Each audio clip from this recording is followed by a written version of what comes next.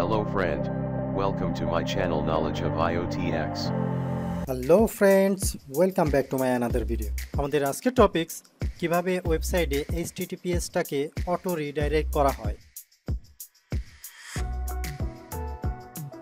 Video শুরু করার আগে আমরা একটা এক্সাম্পল দেখি। tech-tune.com এই সাইটটাতে দেখুন, নর্মালি আমরা ব্রাউজ করার সাথে সাথেই পাশে লক বাটন হয়ে আছে, তার মানে কানেকশনটা সিকিউর। সো এখানে এসএসএলটা অ্যাক্টিভ করা আছে। সো আমরা যদি এইচটিটিপিএসটাকে বাদ দিয়ে এইচটিটিপিতে ভিজিট করি, দেখুন এখন হ্যাঁ, এখানে কিন্তু বাম পাশেই দেখাচ্ছে নট সিকিউর।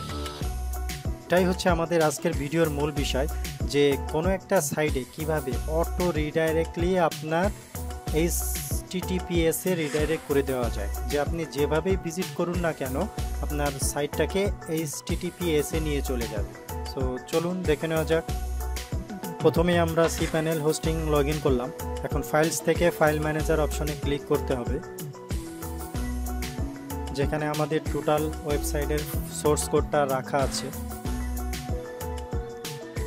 এখন পাবলিক HTML এ ক্লিক করতে হবে। হ্যাঁ, এটাই হচ্ছে আমাদের টোটাল সোর্স কোড, ওয়েবসাইটের সোর্স কোড। এখানে একটা বিষয় বলে রাখি, যে আমরা যে ফাইলটা নিয়ে কাজ করব, ফাইলটা সাধারণত যে কোনো ওয়েবসাইট নতুন ওপেনের পরে ফাইলটা হাইড অবস্থায় থাকে। ফাইলটাকে আমাদের পূর্বে আনহাইড করতে হবে। সো আনহাইড করার জন্য সেটিংস অপশন, সেটিংস থেকে শো হিডেন ফাইলসে টিকমার্ক দিয়ে জাস্ট সেভ। হ্যাঁ, এখন খেয়াল করুন, এখানে .htaccess নামে একটা ফাইল শো হয়েছে। মূলত আমরা এই ফাইলটা নিয়েই কাজ করব। ফাইলটার উপর রাইট বাটন ক্লিক, দেন এডিট। হ্যাঁ, আবার ওই এডিটে ক্লিক করতে হবে। দেখুন এখানে টোটাল একটা নিউ ট্যাবে একটা কোড ওপেন হয়েছে। এই কোডটাই একটু ভালোভাবে খেয়াল করুন, তাহলেই বুঝতে পারবেন। অটো রিডাইরেক্টেড কোডটা আমরা আলাদা একটা নোটপ্যাডে লিখে রেখেছিলাম, সেখান থেকে আমরা কপি করে নিব। সো এটা একটু মিলিয়ে দেখি।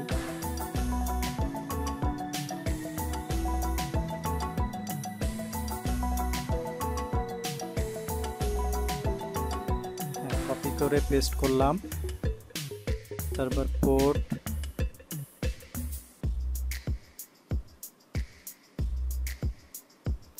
রিরাইট রোলস, আর এখানে হচ্ছে ইওর ডোমেইনে হচ্ছে আপনার এক্সিস্টিং যে ডোমেইনের মধ্যেই আপনি এই কোডটা এস্টাবলিশ করছেন, সো ওই ডোমেইনের নামটা দিতে হবে।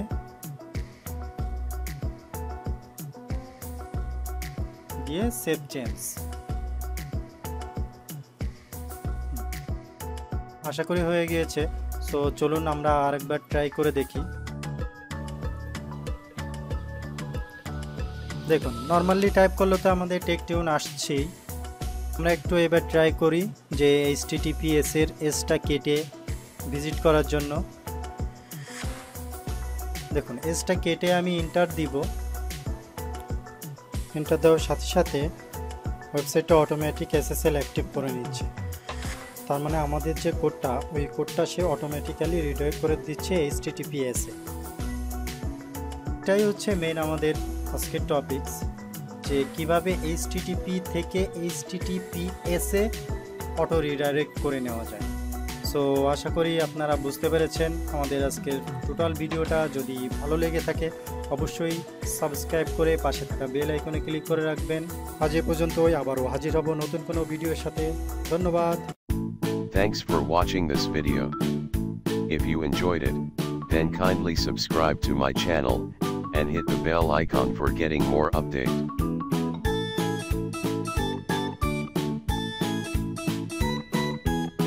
Thank you, have a nice day.